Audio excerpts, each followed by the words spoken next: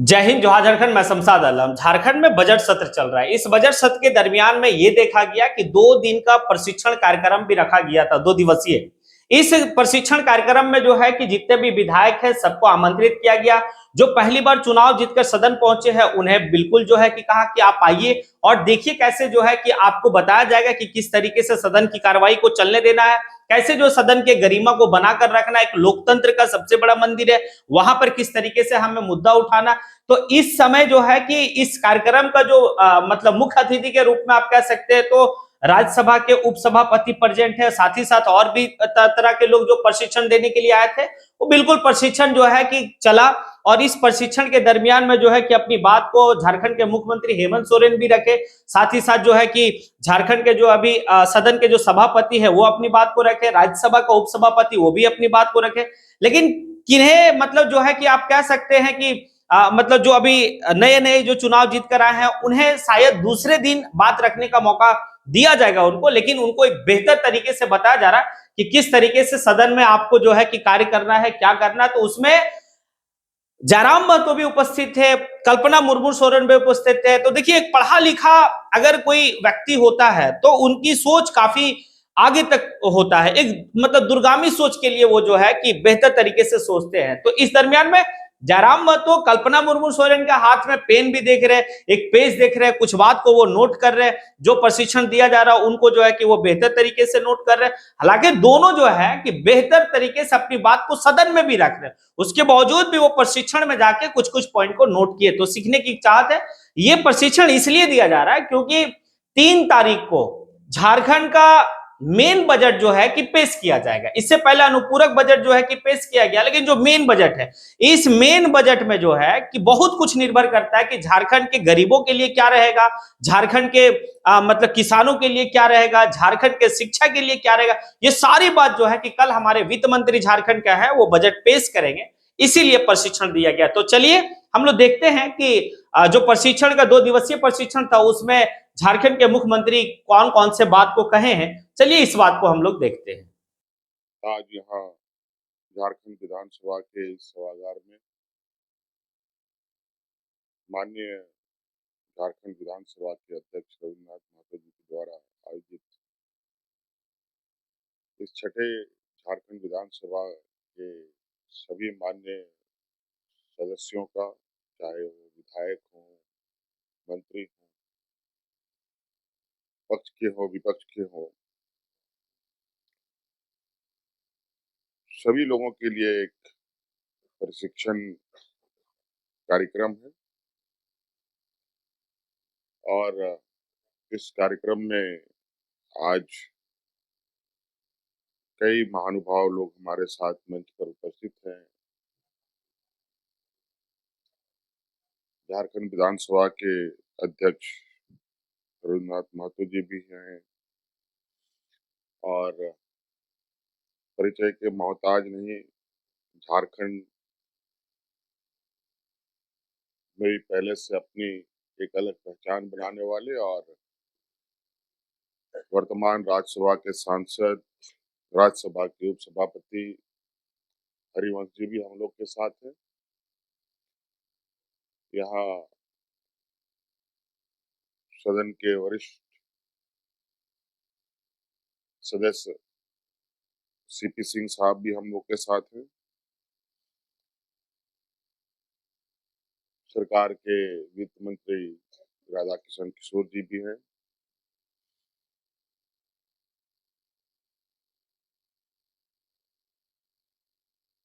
चच्चू राय जी भी हैं और विधानसभा के सभी सचिव, संयुक्त सचिव, सभी पदाधिकारीगण हैं। आप सभी का मैं हार्दिक अभिनंदन करता हूं और अपनी ओर से जोहार करता हूं, क्योंकि जिस विषय को लेकर ये कार्यक्रम आहूत है, इस विषय पर बहुत सारी बातें आ गई। बहुत इसमें अब कुछ बचा नहीं है कुछ बोलने का। हाँ, ये बात जरूर है कि ये विधानसभा हो या लोकसभा हो, ये लोकतंत्र का सबसे बड़ा मंदिर है।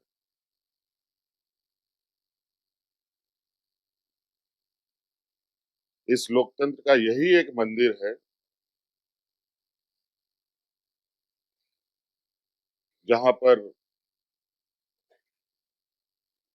किसी के साथ कोई भेदभाव या रोक टोक नहीं है इस मंदिर में आने के लिए।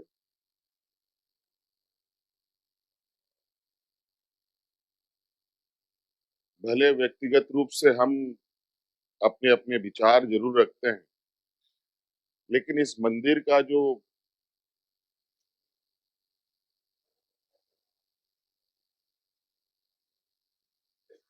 कहा जाए कि व्यवस्था है, वो ऐसी व्यवस्था है, मुझे लगता है कि दुनिया का ये अपने आप में एक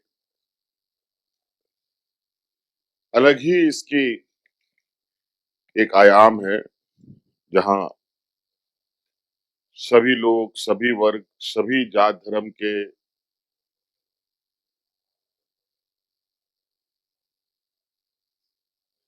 यहाँ तक कि भारत देश के लोकतंत्र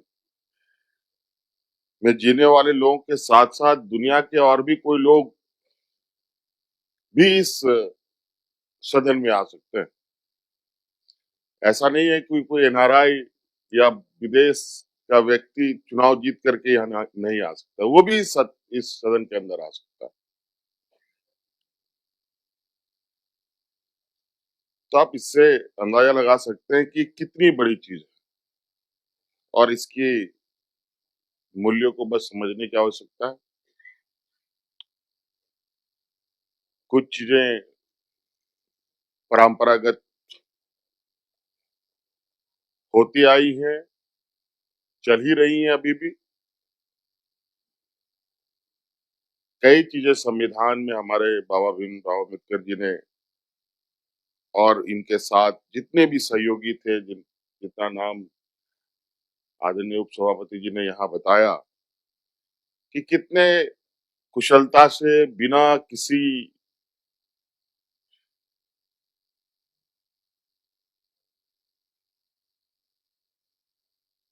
विवाद के इस संविधान को तैयार किया गया। इस संविधान को तैयार करने में कितने दिन लगे, कितनी बैठकें हुई, कितनी संशोधनें उसमें डाली गई, लेकिन ऐसा कोई भी मुझे नहीं लगता है कहीं से कोई खबर भी आई हो कि इसमें बैठे लोग कि आपसी कोई ऐसी विवाद हो जिसकी वजह से यह संविधान आगे नहीं बढ़ा, और आज हम उस संविधान का अनुसरण करने के लिए और उसको आगे कैसे मजबूत करें, इसके हम संकल्प लेते हैं। तो कहीं ना कहीं इतने सारे लोग, इतने अलग अलग सोच विचार करने वाले लोग की एक अपनी तपस्या थी, जो ये संविधान हमें मिला, ये हमारे लिए गौरव की बात है। अब बात आती है कि इस पर हम कितने खरा उतरते हैं। ये तो हमको अपने अपने गिरेबान में झांक के देखने की आवश्यकता है।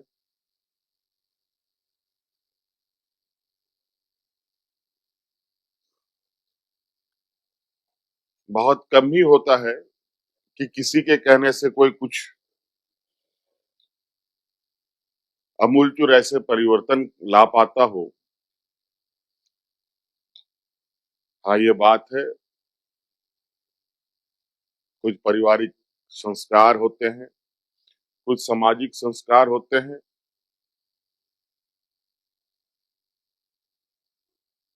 और उसी तरीके के आचरण भी हमारे अंदर होता है,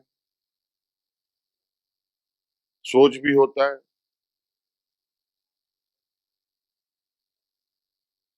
और कुछ कुछ जलवायु का भी असर होता है। साइंटिफिकली चीजें बहुत सारी ऐसी हैं, मैं उन विषय पर नहीं जाऊंगा, लेकिन ये बात जरूर कहना चाहूंगा कि इस मंदिर की गरिमा, इसकी भव्यता,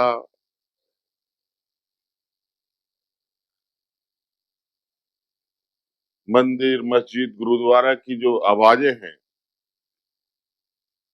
वो कहां तक जाती है, नहीं जाती है, किसके तक पहुंचती है, नहीं पहुंचती है, ये नहीं बोलना चाहूंगा। लेकिन इस मंदिर की जो आवाज है,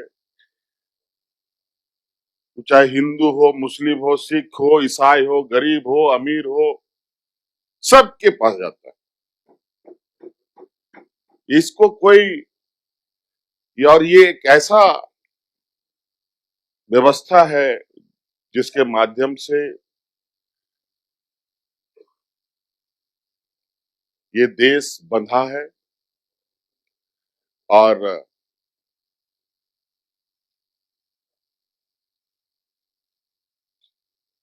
दुनिया में भी आज हमारे इस लोकतंत्र को सलाम करता है।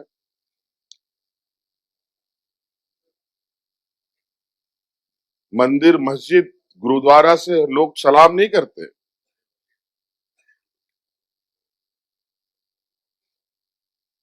लोकतंत्र की वजह से लोग सलाम करते हैं, दुनिया सलाम करती है।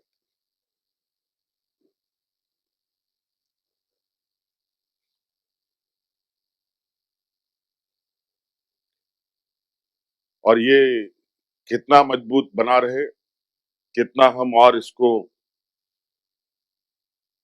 मजबूत कर सके, ये हम सब पर निर्भर करता है। अपनी भूमिका हम कैसे निभाएं। यहाँ बहुत सारे ऐसे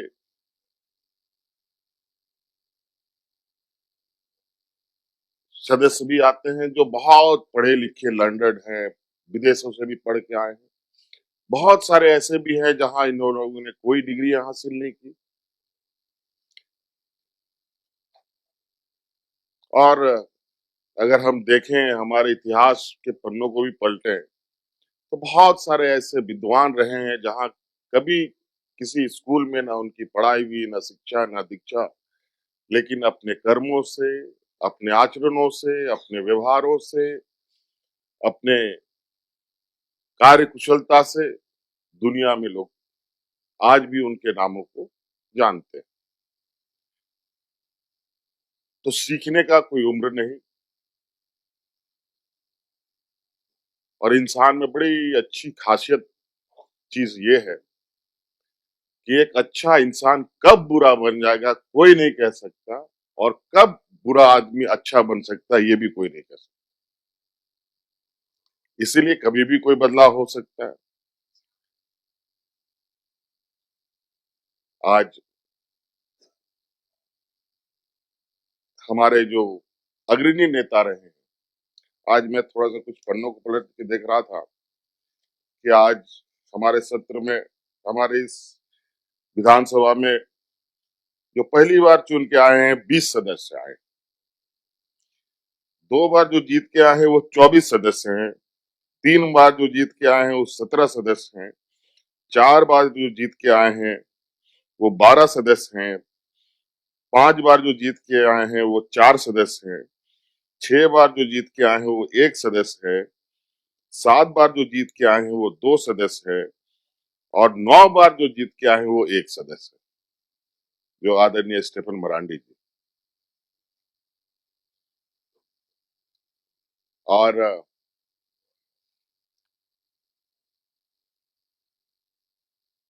ये बहुत ही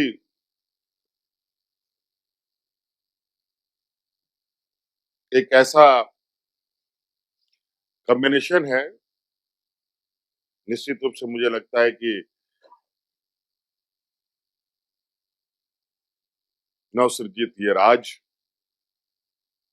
ठीक है, आज 25 साल हो गया। 25 साल से पहले बच्चा पैदा हुआ,